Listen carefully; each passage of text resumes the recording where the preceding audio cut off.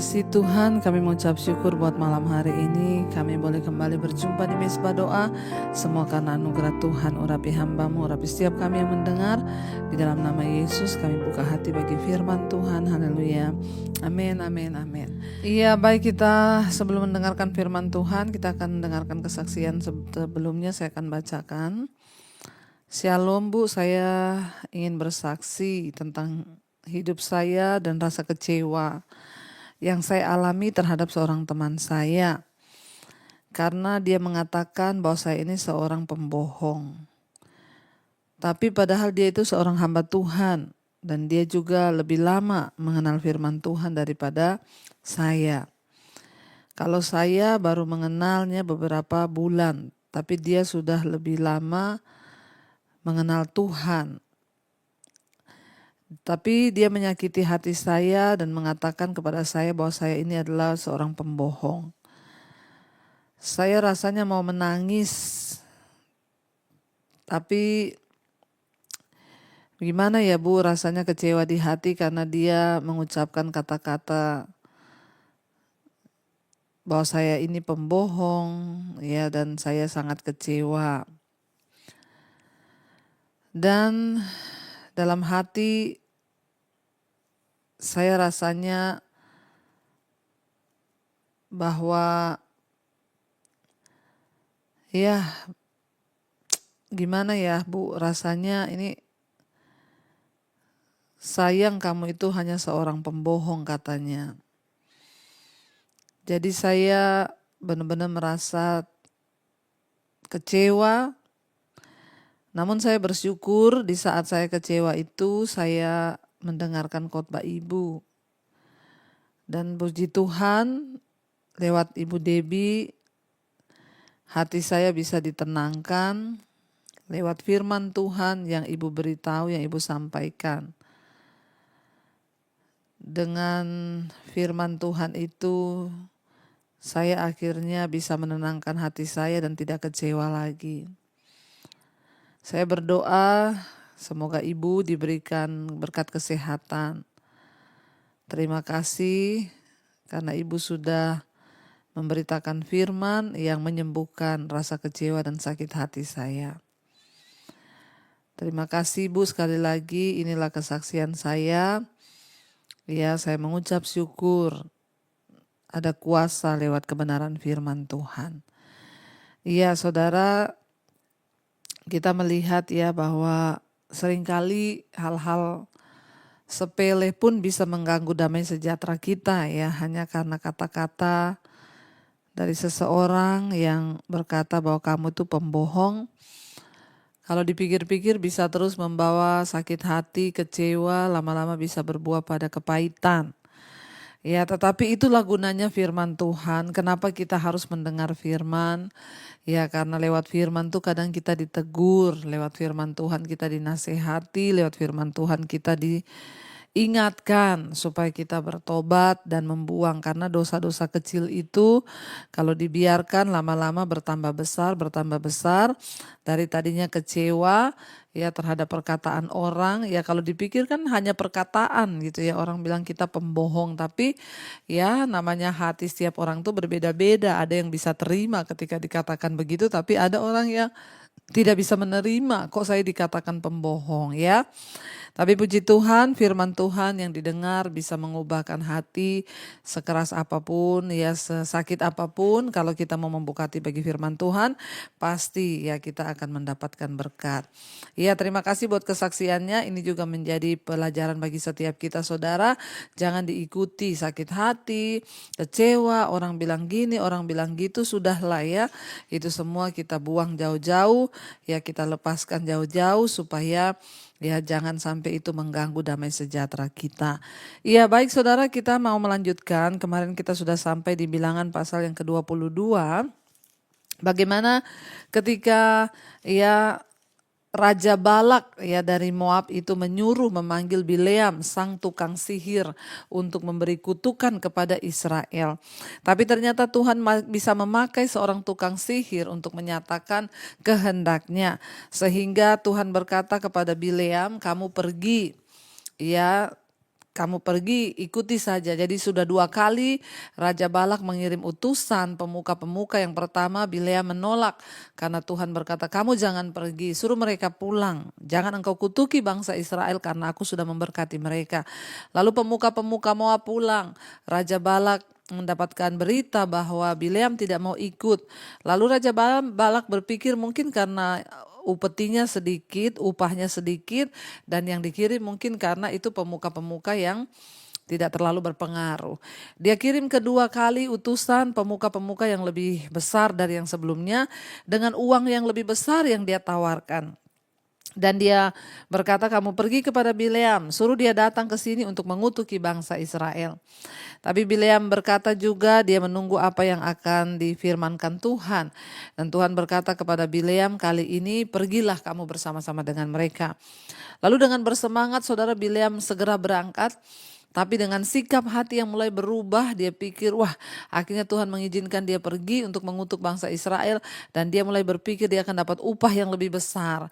Ketika dia berjalan saudara, naik keledai, ya, dan Tuhan menampakkan malaikatnya di depan keledai itu, dan sehingga keledai itu berbelok. Dia nggak mau ya pergi ke daerah yang dituju loh. Tapi kan tadi Tuhan yang menyuruh, kenapa akhirnya Tuhan mencegah dia di tengah jalan dengan menampakkan malaikat? Karena ternyata sikap hatinya Bileam berubah. Dia pengen dapat keuntungan. Dia sudah berpikir, wah saya berarti diizinkan untuk mengutuk bangsa itu. Ketika Tuhan tahu niat hatinya berubah, lalu akhirnya Tuhan mengirim malaikat mencegah dia untuk pergi ke sana. Kita sudah baca kemarin Bilangan 22 ayat 35, tetapi malaikat Tuhan berfirman kepada Bileam. Jadi ketika itu Bileam sadar, malaikat itu akhirnya menampakkan diri kepadanya. Lalu Bileam berkata pada malaikat Tuhan itu, aku telah berdosa. Dia mengakui bahwa dia telah berdosa. Inilah ayat yang menyatakan kenapa malaikat itu harus mencegah dia untuk pergi. Padahal Tuhan menyuruh dia pergi bersama pemuka-pemuka Moab. Tapi ketika dia sudah mau berjalan dicegah oleh malaikat Tuhan, ternyata karena Bileam telah berdosa, niatnya untuk pergi untuk mengutuk bangsa Israel dan dia akan segera dapat bayaran. Lalu ya malaikat itu berkata ya kepada dia, aku menampakkan diri kepadamu. Ya tentunya kalau kamu itu ngeyel, ya dia bilang kalau kamu itu keras kepala tetap akan pergi, maka kamu akan kubunuh. Ya, dan aku tidak akan membiarkan kamu hidup. Lalu berkatalah Bileam kepada malaikat Tuhan, ayat 34 Bilangan 22, aku telah berdosa karena aku tidak mengetahui bahwa engkau ini berdiri di jalan menentang aku. Maka sekarang jika hal itu jahat di matamu, aku mau pulang. Dia mau pulang saja. Tetapi malaikat Tuhan berfirman kepada Bileam, pergilah bersama-sama dengan orang-orang itu, yaitu pemuka-pemuka Moab. Ya, tetapi haruslah, ya, hanyalah perkataan yang akan kukatakan kepadamu harus kau katakan. Sesudah itu pergilah Bileam bersama-sama dengan pemuka-pemuka Balak itu. Malaikat itu kembali mencegah dia dan mengingatkan satu hal.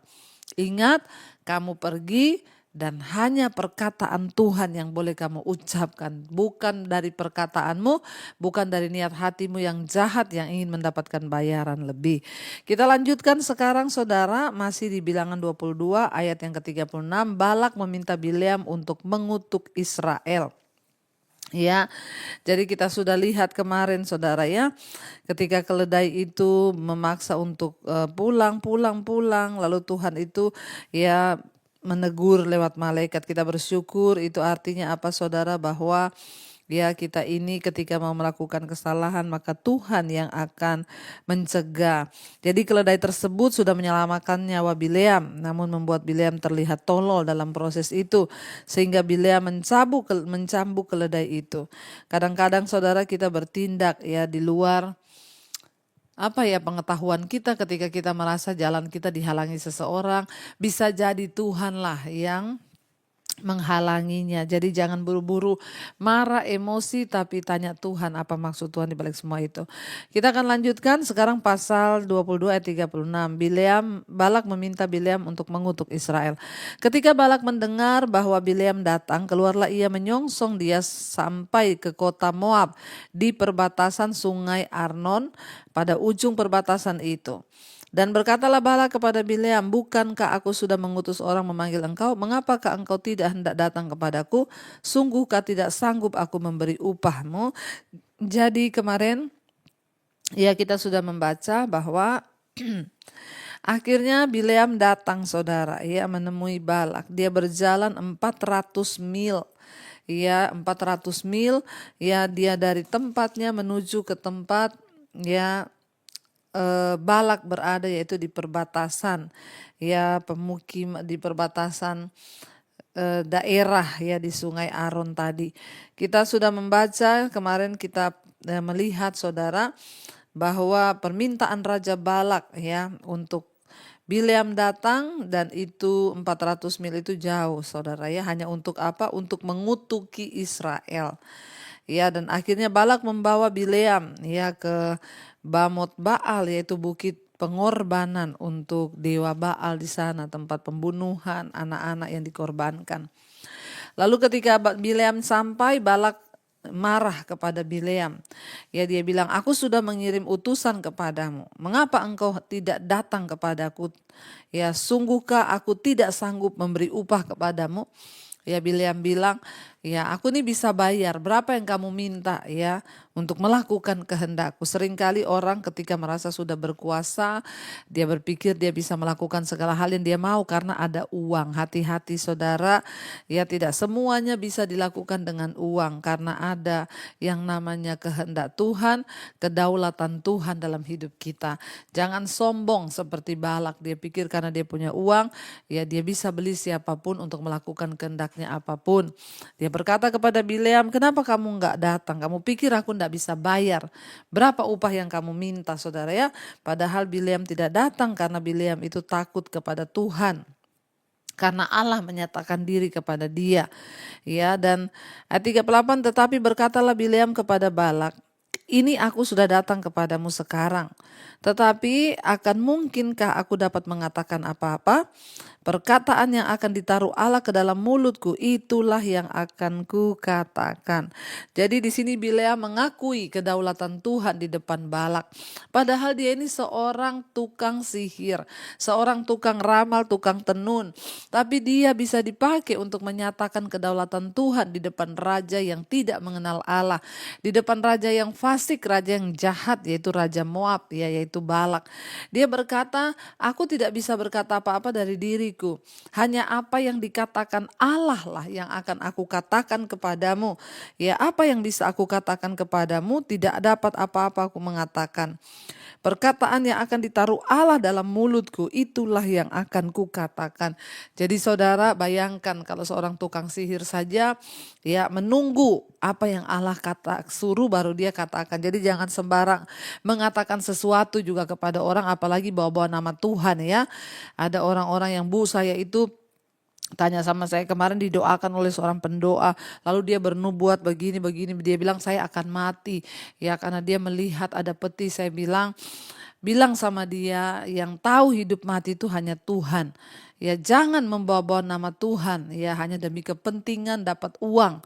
Kita lihat di sini bahkan seorang peramal tukang tenung pun ya dipakai Tuhan untuk menyatakan kedaulatannya. Jangan percaya saudara, kalau orang datang bawa-bawa nama Tuhan terus ngomong saudara mau mati, mau ini, akhirnya damai sejahteramu hilang, ya suruh dia bertobat saudara ya, malah saudara yang doakan dia. Ini seorang tukang sihir saja berkata, saya tidak bisa berkata apa-apa kecuali apa yang Tuhan taruh di mulutku akan aku katakan. Lalu pergilah Bileam bersama-sama dengan Balak dan sampailah mereka di Kiryat Husot. Dikatakan di sana, Balak mengorbankan beberapa ekor lembu sapi dan kambing domba dan mengirimkan sebagian kepada Bileam dan kepada pemuka-pemuka yang bersama-sama dengan dia. Keesokan harinya Balak mengambil Bileam dan membawa dia mendaki bukit Baal. Dari situ dilihatnya bagian yang paling ujung dari bangsa Israel. Jadi saudara, dia Balak menyuruh Bileam untuk naik mendaki ke bukit pengorbanan untuk ya dewa Baal. Ya, dari situ terlihat ya perkemahan orang Israel sudah di depan mata, sudah terlihat. Sekarang kita lanjut Bilangan pasal 23. Lalu berkatalah Bileam kepada Balak, Dirikanlah bagiku di sini 7 mezbah, dan siapkanlah bagiku di sini 7 ekor lembu jantan dan 7 ekor domba jantan. Balak melakukan seperti yang dikatakan Bileam. Maka Balak dan Bileam mempersembahkan seekor lembu jantan dan seekor domba jantan di atas setiap mezbah itu. Sesudah itu berkatalah Bileam kepada Balak, berdirilah di samping korban bakaranmu, tetapi aku ini hendak pergi. Mungkin Tuhan akan datang menemui aku, dan perkataan apapun yang dinyatakannya kepadaku akan kuberitahukan kepadamu. Lalu pergilah ia ke atas sebuah bukit yang gundul. Jadi Tuhan menguasai sepenuhnya ya Bileam, saudara, untuk menyatakan kepada negeri, raja negeri ya, dikatakan di sana Moab ya, apa yang akan Tuhan kerjakan.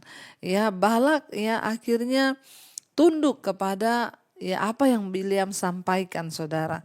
Lalu dikatakan di situ, kita lihat ayat yang berikutnya, ayat yang keempat, saudara. Kalau kita lihat judul perikopnya, Bileam memberkati Israel. Maka Allah menemui Bileam, lalu Bileam berkata kepadanya, "Ketujuh mezbah itu telah kuatur, dan kupersembahkan seekor lembu jantan dan seekor domba jantan di atas setiap mezbah."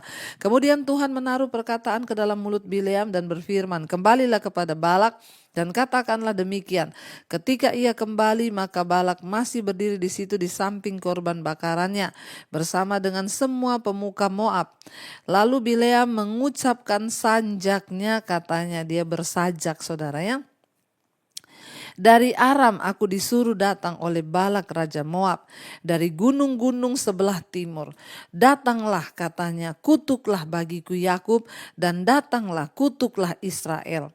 Bagaimanakah aku menyerah dan tidak Bagaimanakah aku menyerapah yang tidak diserapah Allah?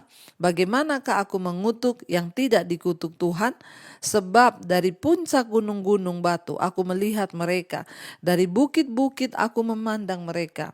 Lihat, suatu bangsa yang diam tersendiri dan tidak mau dihitung di antara bangsa-bangsa kafir. Siapakah yang menghitung debu Yakub, dan siapakah yang membilang bondongan-bondongan Israel? Sekiranya aku mati seperti matinya orang-orang jujur, dan sekiranya ajalku seperti ajal mereka." Lalu berkatalah Balak kepada Bileam, "Apakah yang kau lakukan kepadaku ini? Untuk menyerapah musuhku aku menjemput engkau, tetapi sebaliknya engkau memberkati mereka." Tetapi ia menjawab, "Bukankah aku harus berawas-awas supaya mengatakan apa yang ditaruh Tuhan ke dalam mulutku?"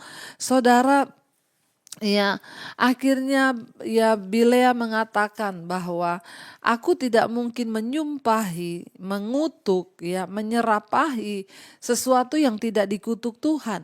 Bagaimana mungkin aku mengutuk sebuah bangsa yang diberkati Tuhan? Dari sini kita melihat, saudara, sekeras apapun orang berusaha untuk menjatuhkan kita, untuk mengutuk hidup kita, percayalah, bagi orang-orang yang dikasihi Tuhan, yang berjalan sesuai dengan firman-Nya, ada perlindungan Tuhan atas hidup kita. Ada janji-janji Tuhan yang sudah diucapkan bagi kita yang tidak dapat dibatalkan. Karena itu saudara, ya sungguh-sungguhlah mencari Tuhan, karena Tuhanlah yang pegang kendali atas hidup kita, dan Dia sanggup menjalankan segala apa yang ada di dalam hidup kita. Kita akan lanjutkan besok, saudara, dan kita akan menundukkan kepala, kita akan berdoa. Terima kasih Tuhan, kami mengucap syukur buat malam ini. Firman-Mu mengingatkan kepada kami Tuhan, bahwa Engkau Tuhan yang berdaulat atas hidup kami. Sekeras apapun orang mencoba mengutuk kami, berbuat jahat kepada kami, Tuhan ada di pihak kami. Tuhan tidak pernah membiarkan kami. Kami berdoa Bapa, tuntun jalan-jalan hidup kami untuk seturut dengan firman-Mu. Apa yang kami lakukan berkenan kepada Tuhan. Bapa, pimpin setiap anak-anak-Mu, bawa kami Tuhan untuk mengejar perkenanan Tuhan. Hamba berdoa untuk setiap mereka Bapa, anak-anak-Mu yang setia mencari wajah-Mu. Tuhan, pimpin hidup mereka, lepaskan dari segala hal-hal yang tidak berkenan, segala kutuk, segala apapun, dosa-dosa yang mengikat, yang mendatangkan kutuk di hidup kami. Kami mau lepaskan segala kenajisan, percabulan, homoseksual, lesbian, perselingkuhan, dosa-dosa apapun Tuhan tidak berkenan kami tanggalkan. Amarah, kebencian, kepahitan, dendam, kami mau buang semua itu. Ketakutan, kekhawatiran, kecemasan kami buang dalam nama Tuhan Yesus Kristus. Kami juga berdoa Tuhan, Engkau yang melepaskan kami dari intimidasi iblis, ketakutan, kekhawatiran kami buang dalam nama Tuhan Yesus. Tuhan, Engkau berkati setiap anak-anak-Mu yang setia mencari wajah-Mu. Mungkin mereka yang sedang terbaring sakit hari ini Tuhan jamah dan lawat, sembuhkan. Mari saudara letakkan tangan-Mu di bagian yang sakit dan perkatakan di dalam nama Tuhan Yesus, kami mengalami kesembuhan. Kuasa Tuhan bekerja, kami yakin dan percaya tidak ada kuasa lain yang melebihi kuasa Tuhan di hidup kami. Dengan iman kami percaya kami disembuhkan atas segala sakit penyakit, darah Yesus sembuhkan. Berkati siapa mereka yang dalam pergumulan yang berat, hutang piutang, masalah keuangan, yang ingin menjual aset, Tuhan turut bekerja mendatangkan kebaikan. Jadilah sesuai dengan iman-Mu, kata Tuhan. Terima kasih Bapa, Kau berkati juga Bapa untuk mereka yang cari pekerjaan, Tuhan pertemukan yang kekurangan, Engkau limpahkan berkat-Mu. Kami berdoa Tuhan untuk bangsa kami Indonesia, berkati bangsa ini dari Sabang sampai Merauke. Hujan pertobatan-Mu tercurah, lawatan-Mu tercurah Bapa. Kami berdoa anugerah Tuhan melimpah atas hidup kami, atas bangsa ini. Tanahnya diberkati, sungainya diberkati, air lautnya diberkati, tanahnya diberkati, gunung-gunungnya diberkati, pertanian, perkebunan, peternakannya, pertambangannya diberkati Tuhan, penduduknya diberkati Tuhan. Karena ada orang-orang yang benar yang terus berdiri berdoa bagi bangsa Indonesia. Kami berdoa Tuhan pegang kendali buat bangsa ini, jauhkan dari segala pemberontakan, kerusuhan di dalam nama Yesus. Berkati Bapak Presiden Jokowi, wakilnya, lembaga-lembaga negara, DPR, MPR, Tuhan kami berdoa Kau berkati juga mulai dari yang pusat sampai daerah-daerah. Berkati TNI Polri Tuhan, biarlah Tuhan terus murnikan bangsa kami. Tuhan bereskan bangsa ini, bersihkan bangsa ini, supaya orang-orang yang ada di atas kepemimpinan di atas bangsa ini, orang-orang yang takut akan Tuhan. Terima kasih Bapa, berkati juga semua bangsa-bangsa di 5 benua, Asia, Afrika, Amerika, Eropa, Australia yang setia mencari wajah Tuhan. Biarlah mereka mengalami lawatan Tuhan, kekuatan Tuhan, anugerah Tuhan tercurah atas kehidupan setiap kami. Terima kasih Bapa, kami mengangkat hati dan tangan kami untuk menerima berkat Tuhan. Diberkatilah Engkau dalam hidupmu, diberkati rumah tanggamu, diberkati pekerjaanmu, diberkati keluar masukmu. Tuhan menjadikan apa yang Kau lakukan dengan tanganmu itu berhasil. Di dalam nama Tuhan kami Yesus Kristus kami berdoa mengucap syukur. Kami terima segala berkat-berkat Tuhan. Yang percaya diberkati Tuhan katakan bersama amin, amin, amin. Tuhan Yesus memberkati. Shalom dan And there I find you in the mystery.